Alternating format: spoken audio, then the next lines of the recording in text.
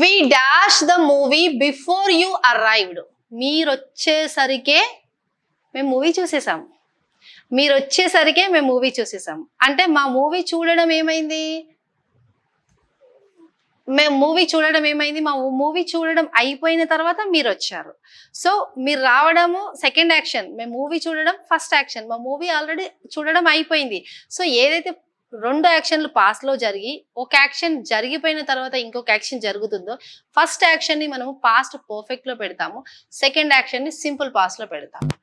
ఇది V1 cut చేసేసేయండి. ఇది ప్రజెంట్ పర్ఫెక్ట్ టెన్స్. ఇది